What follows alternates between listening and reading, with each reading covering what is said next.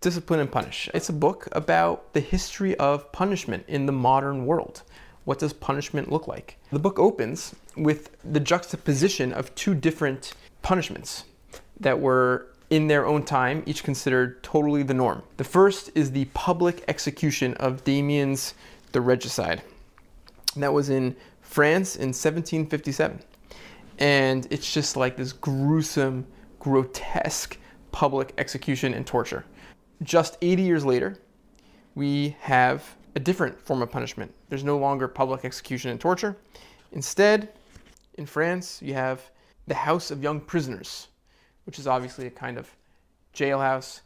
And so, the big question that the book is dealing with is what happened in that short period of time? What explains the transition? What are the implications of that transition? And so, what he's going to do is he's going to argue that there's sort of two forms of societies and sort of two forms of punishments that we've seen, historically speaking. And the first is a society of repression. It's where, in a society where illegality is understood as a kind of assault against the king, and punishment happens through violence, through the means of war. It's like the king asserting his dominance over his subjects. A second kind of society is a discipline society. And so the first list is a list of the differences between a subjugation society and a discipline society. What happens? How does punishment change between those two societies? Describing a discipline society, quote, "Punishment, then, will tend to become the most hidden part of the penal process." Of course, this is juxtaposed to the subjugation society, where punishment is the most public part. Continuing, this has several consequences. So here's our list. It leaves the domain of more or less everyday perception and enters that of abstract consciousness. Its effectiveness is seen as resulting from its inevitability, not from its visible intensity. It is the certainty of being punished, and not the horrifying spectacle of public punishment, that must discourage crime. The exemplary mechanics of punishment change its mechanisms. Now we get more differences. As a result, justice no longer takes public responsibility for the violence that is bound up with its practice. If it too strikes, if it too kills, it is not as a glorification of its strength, but as an element of itself that it is obliged to tolerate, that it finds difficult to account for. Now the scandal and the light are to be distributed differently. It is the conviction itself that marks the offender, with the unequivocally negative sign. The publicity has shifted to the trial and to the sentence. The execution itself is like an additional shame that justice is ashamed to impose on the condemned man, so it keeps its distance from the act, tending always to entrust it to others under the seal of secrecy. Those who carry out the penalty tend to become an autonomous sector, and beyond this distribution of roles operates a theoretical disavowal. Do not imagine that the sentences that we judges pass are activated by a desire to punish. They are intended to correct, reclaim, cure, a technique of improvement. In modern justice, and on the part of those who dispense it, there is a shame in punishing. The psychologists and the minor civil servants of moral orthopedics proliferate on the wound it leaves. Now we move on to list number 2. This is somewhat later in the book. And Michel Foucault is going to argue, in a subjugation society, criminality usually takes the form of what Michel Foucault calls a criminality of blood, murder and violence. Whereas in a disciplined society, the most central forms of criminality, the feared forms of criminality, is what he calls a criminality of fraud, which is much more of a financial kind of criminality. And so he lists sort of the social and economic factors that contributed to this transition. So this is his list. Quote, The shift from a criminality of blood to a criminality of fraud forms part of a whole complex mechanism embracing the development of production, the increase of wealth, a higher juridical and moral value placed on property relations, stricter methods of surveillance, a tighter partitioning of the population, more efficient techniques of locating and obtaining information. End quote. In the middle of Discipline and Punish is part 3. It's a very long section of the book called Discipline. And it goes into great detail about the techniques of discipline. It's basically saying if you run a hospital, or if you run a military barracks, or if you run a factory, or if you run a school, or if you run a prison, how do you get people to do what you want? How do you make sure that everyone is observed, everyone is on a schedule, everyone shows up on time, everyone's in line, the students aren't cheating on tests, that there's discipline. And there's a lot of technologies. There's a whole science Michel Foucault goes into around observing people, studying people, collecting data about people. And the central image that he brings to bear in this discussion is the image of the panopticon, which is like this architecture designed so that one person can surveil all the other people in their cells. And the person doing the surveillance isn't visible, he's invisible, but the people in their cells are visible. Of course, this really dramatically presages modern technological surveillance. And after outlining all these techniques, all these methods, he explains how in a subjugation society, the ultimate form of punishment was this torture, what he described in great detail with Damien's the Regicide, this picking apart of the person's body in this carnival of pain. Whereas in a disciplined society, the ultimate punishment is this infinite surveillance. And he's going to describe that and enumerate what that looks like right here. Quote, "The extreme point of penal justice under the Ancien regime was the infinite segmentation of the body of the regicide, a manifestation of the strongest power over the body of the greatest criminal, whose total destruction made the crime explode into its truth. The ideal point of penality today would be an indefinite discipline, an interrogation without end, an investigation that would be extended without limit to a meticulous and ever more analytical observation, a judgment that would at the same time be the constitution of a file that was never closed, the calculated leniency of a penalty that would be interlaced with the ruthless curiosity of an examination, a procedure that would be at the same time the permanent measure of a gap in relation to an inaccessible norm, and the asymptotic movement that strives to meet in infinity." End quote. He ends this section with the following very famous quote. Quote, "Is it surprising that the cellular prison, with its regular chronologies, forced labor, its authorities of surveillance and registration, its experts in normality who continue and multiply the functions of the judge, should have become the modern instrument of penality? Is it surprising that prisons resemble factories, schools, barracks, hospitals, which all resemble prisons?" End quote. The last section of Discipline and Punish is called Prison. And Michel Foucault argues that prison creates this person, this character known as the delinquent. And he's going to list the characteristics of the delinquent here. So, quote, "The correlative of penal justice may well be the offender, but the correlative of the penitentiary apparatus is someone other. This is the delinquent, a biographical unity." Okay, so just interjecting. It's not his crime, which is what characterizes him. It's his biography.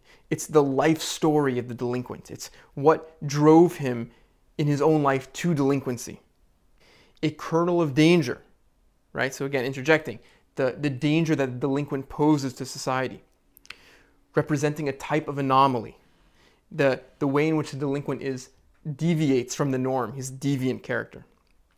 Continuing, at the point that marks the disappearance of the branded, dismembered, burnt, annihilated body of the tortured criminal, there appeared the body of the prisoner, duplicated by the individuality of the delinquent, by the little soul of the criminal, which the very apparatus of punishment fabricated as a point of application of the power to punish, and as the object of what is still called today penitentiary science.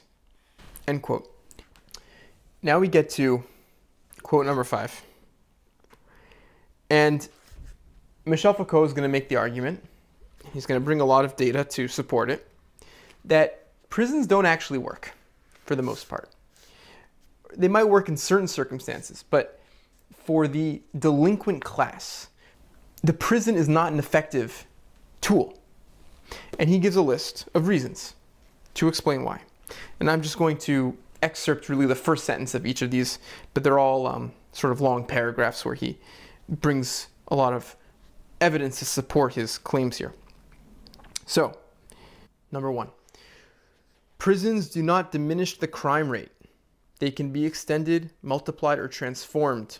The quantity of crime and criminals remains stable, or worse, increases. 2, detention causes recidivism. Those leaving prison have more chance than before of going back to it. Convicts are, in a very high proportion, former inmates. Then lots of data to support that claim. 3, the prison cannot fail to produce delinquents. It does so by the very type of existence that it imposes on its inmates, whether they are isolated in cells or whether they are given useless work for which they will find no employment. It is, in any case, not to think of man in society. It is to create an unnatural, useless, and dangerous existence. The prison also produces delinquents by imposing violent constraints on its inmates. It is supposed to apply the law and to teach respect for it, but all its functioning operates in the form of an abuse of power, the arbitrary power of administration. The feeling of injustice that a prisoner has is one of the causes that may make his character untamable. When he sees himself exposed in this way to suffering, which the law has neither ordered nor envisaged, he becomes habitually angry against everything around him.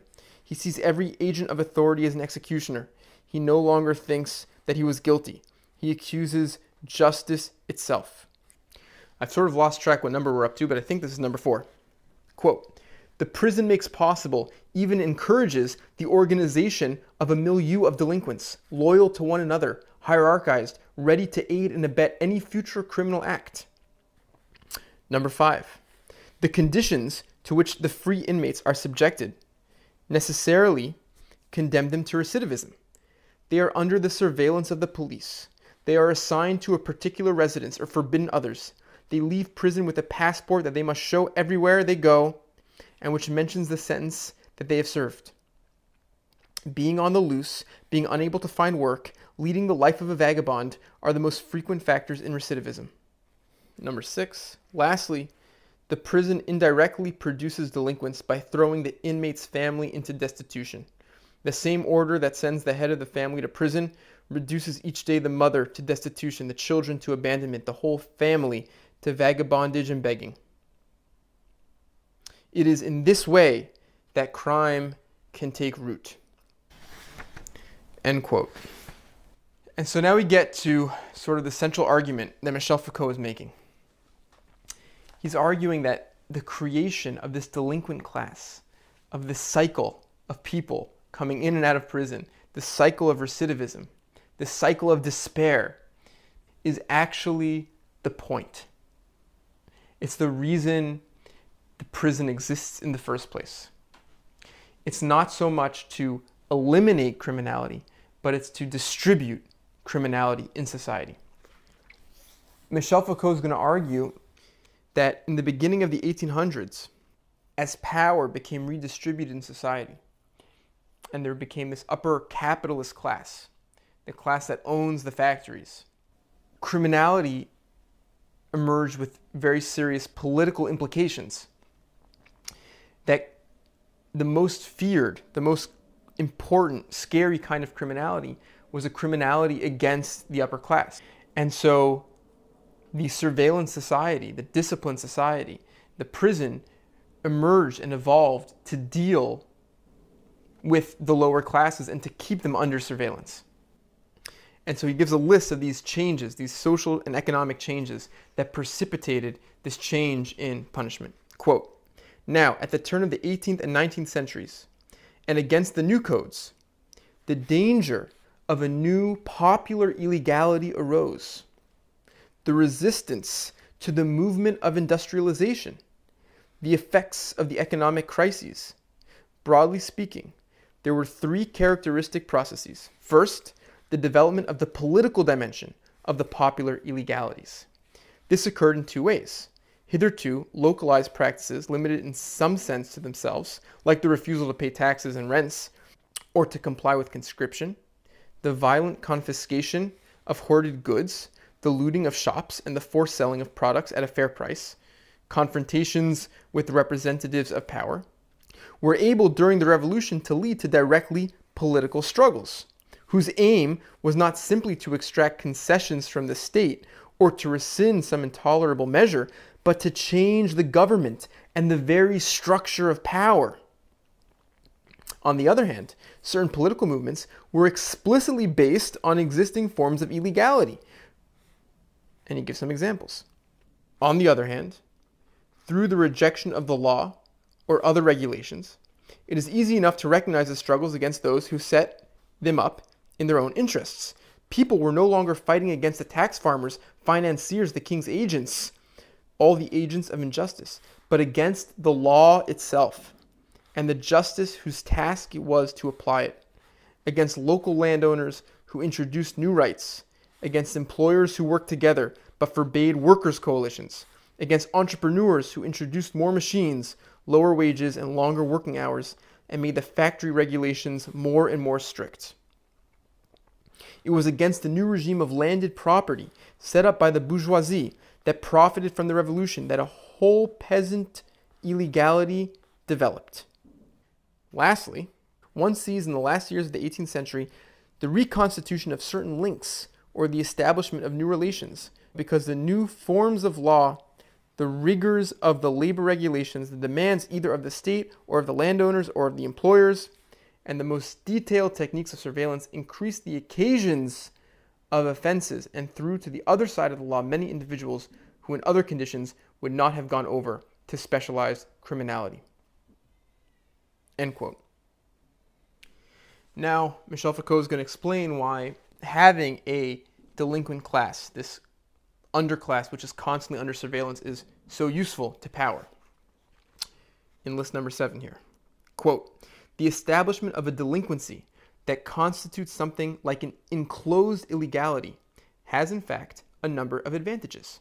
To begin with, it is possible to supervise it by locating individuals, infiltrating the group, organizing mutual informing. Moreover, it is possible to divert this self-absorbed delinquency to forms of illegality that are less dangerous, maintained by the pressure of controls on the fringes of society, reduced to precarious conditions of existence, lacking links with the population that would be able to sustain it. Delinquents inevitably fell back on a localized criminality, limited in its power to attract popular support, politically harmless, and economically negligible. Now, this concentrated, supervised, and disarmed illegality is directly useful. It may be useful in relation to other illegalities, isolated from them, turned inwards upon its own internal organization, dedicated to a violent criminality, of which the poorer classes are often the first victims, hemmed in on every side by the police, exposed to long prison sentences, followed by a permanently specialized life, delinquency, rather as though the exemplary effect once expected of the spectacle of the scaffold was now sought not so much in the rigor of the punishments as in the visible, branded existence of delinquency itself. While differentiating itself from other popular illegalities, delinquency serves to keep them in check. End quote. In this list, number 8 here, we get a description of the cycle. Police, prison, delinquent. And additionally, he's explaining here that the prison serves this critical role of surveillance. Quote, but this surveillance has been able to function only in conjunction with the prison, because the prison facilitates the supervision of individuals when they are released, because it makes possible the recruiting of informers and multiple mutual denunciations, because it brings offenders into contact with one another.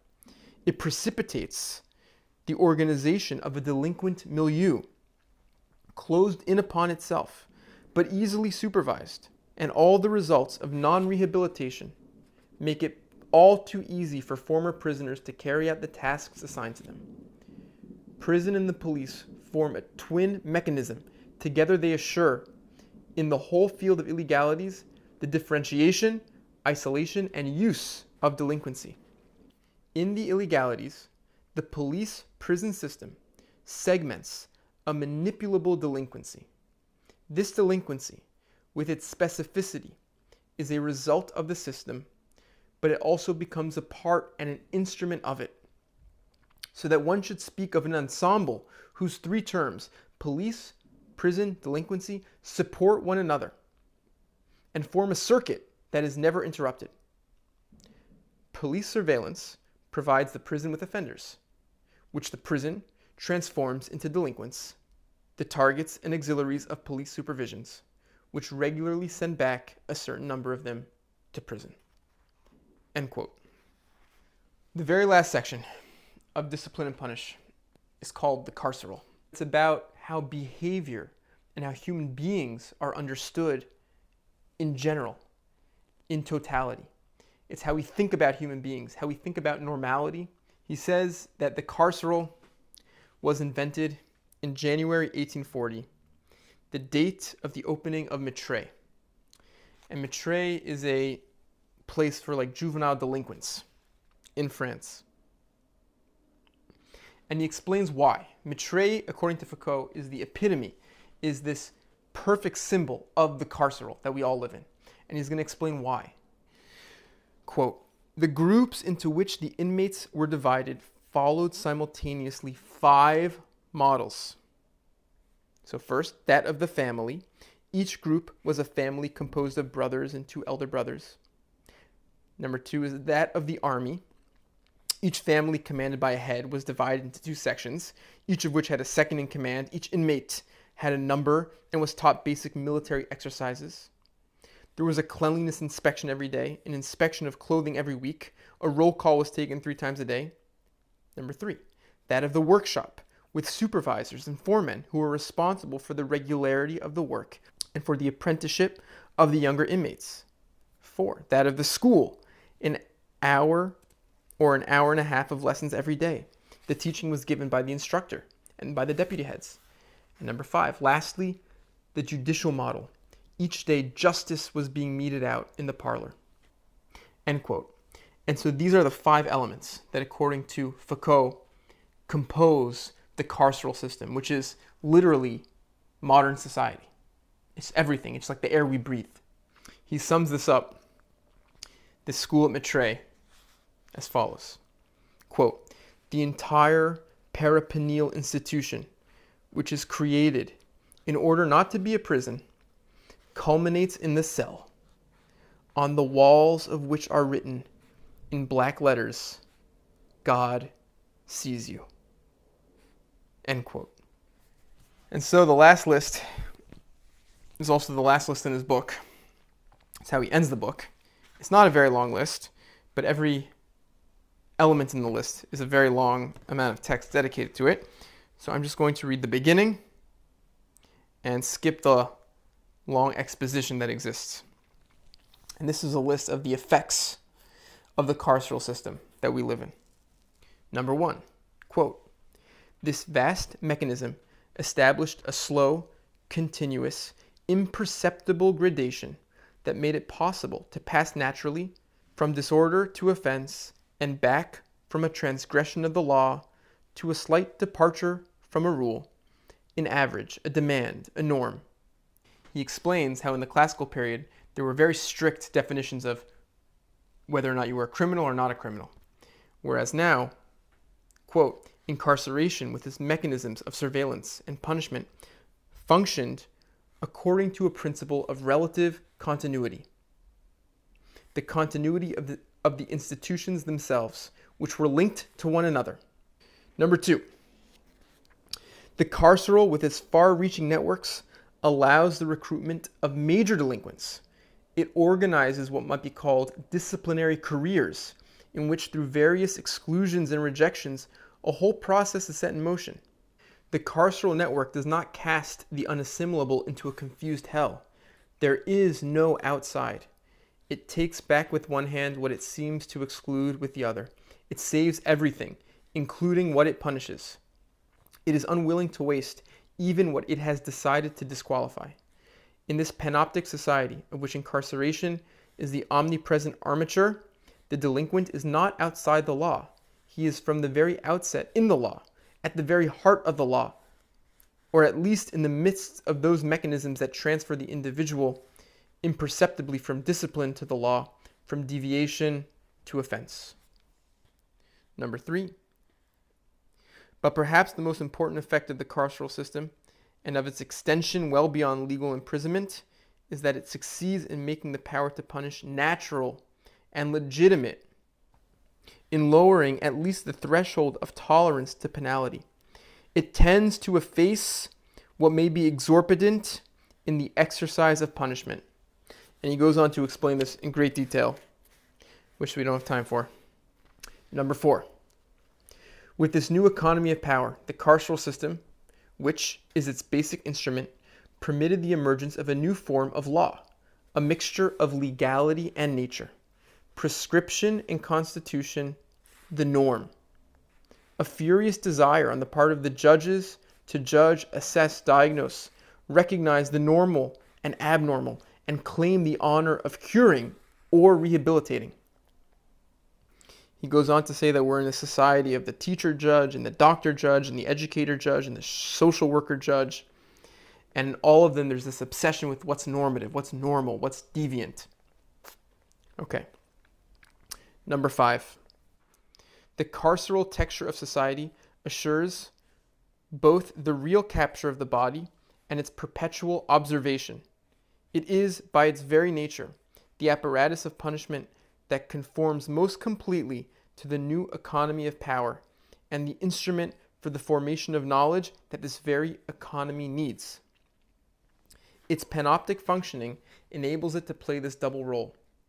By virtue of its methods of fixing, dividing, recording, it has been one of the simplest, crudest, also most concrete, but perhaps most indispensable conditions for the development of this immense activity of examination that has objectified human behavior. He goes on to say that the carceral network has made the science of human beings historically possible. This idea of knowable man. Number 6. This no doubt explains the extreme solidity of the prison, that slight invention that was nevertheless decried from the outset. If it had been no more than an instrument of rejection or oppression in the service of a state apparatus, it would have been easier to alter its more overt forms or to find a more acceptable substitute for it. But rooted as it was in mechanisms and strategies of power, it could meet any attempt to transform it with a great force of inertia. All right, that's it. Thanks for watching. Bye.